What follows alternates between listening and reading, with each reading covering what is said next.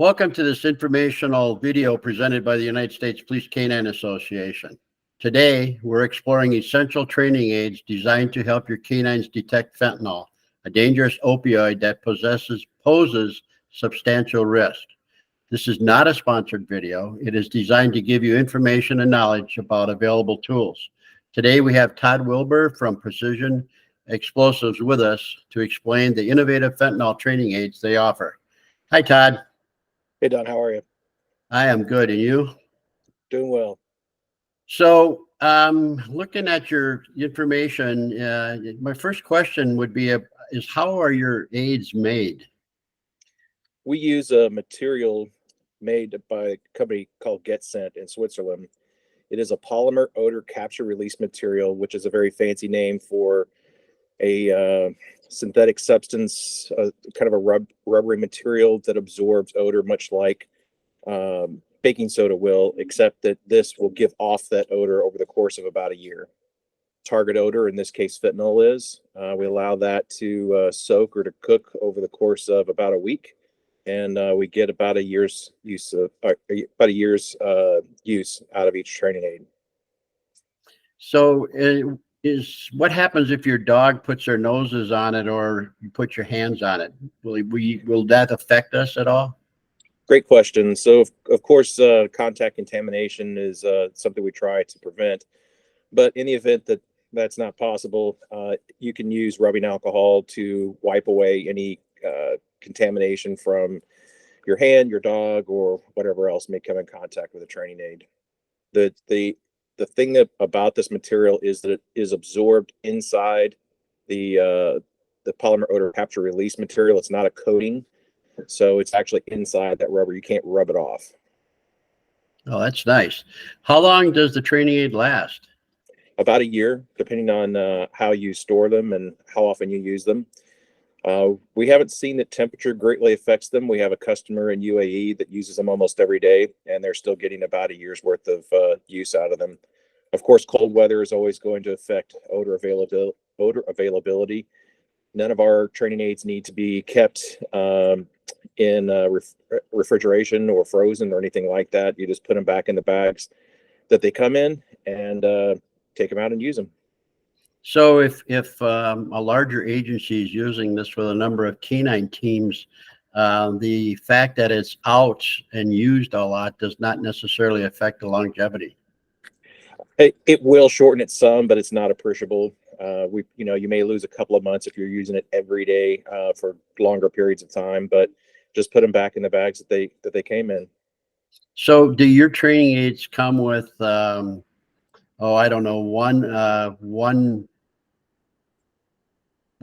set of odors is good? Do you have different sizes of odors, availabilities, and stuff like that?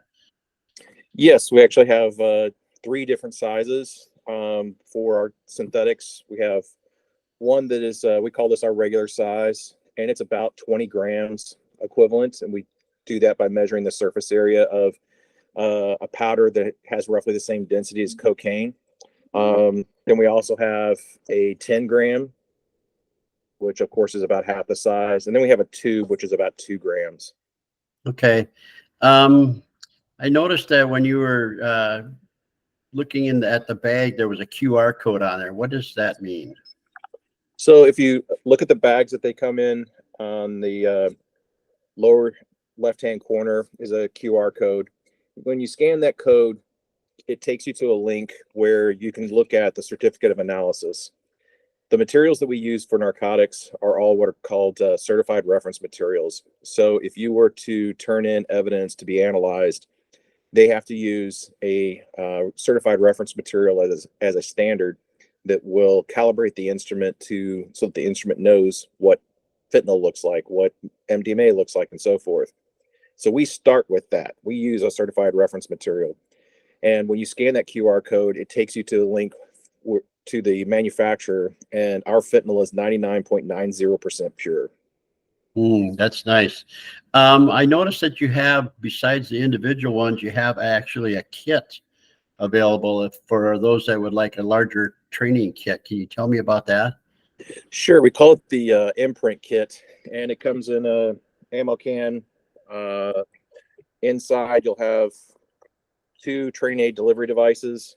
These are designed by Dr. Michelle Mon and Canine. They have a special membrane on the inside that allows for odor to penetrate, but doesn't allow for particles or liquids to pass through.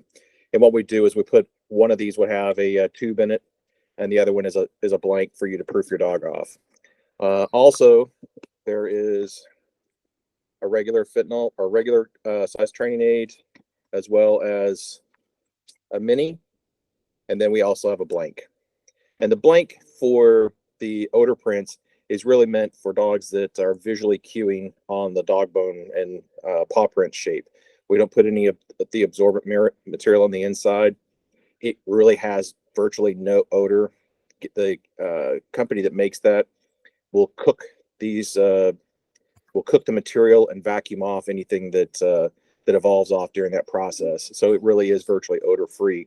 The reason why we don't recommend people use that material as a blank is simply because it will take on target odor in about 10 minutes.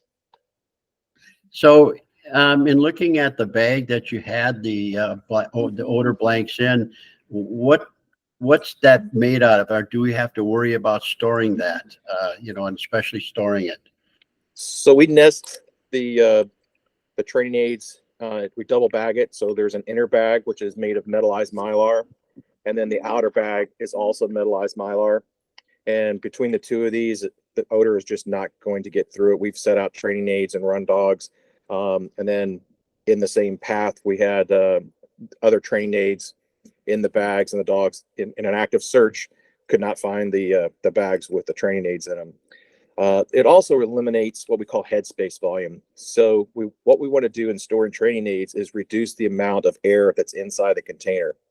And essentially that keeps the odor fresher longer. There's just no place for odor to go. Much like if you had a soda bottle, when you first open it, it has that nice sharp as it off gases. And then over time, as you pour the soda out, it has to continue to refill that volume.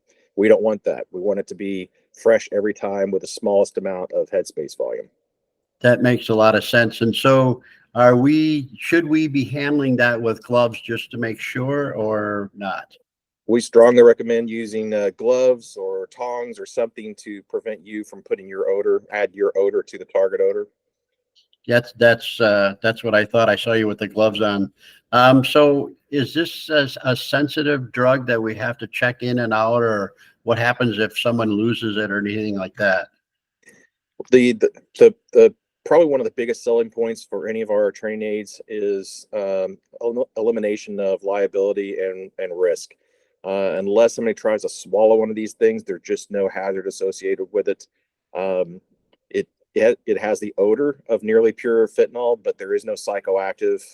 Your dog can lick it. You can lick it. I don't recommend that, but there's no psychoactive to cause any harm. Oh, that's pretty good. That sounds like a great product. As we finish up with this, is there anything else you'd like to say about your product? They last a long time. They're ready to deploy. They have little rare earth magnets on each end, so take them out of the package, stick them to something that's ferrous metal, and go to work. The minis are only $59. The larges are $69, and then the kit is about $300. So you have a variety of different options. If you needed to use something smaller, we also have tubes that are about 2 grams, and they're only about $15. Oh, that sounds perfect. I appreciate the fact that you come online with us to talk about your product, because law enforcement is searching for a way to help control or find the fentanyl that seems to be everywhere in the United States, everywhere in the world probably. And it sounds like your product is just exactly what they like to have. So I appreciate you coming on. Thank you so much for your time. Not a problem, and we'll talk to you in the future. All right, take care.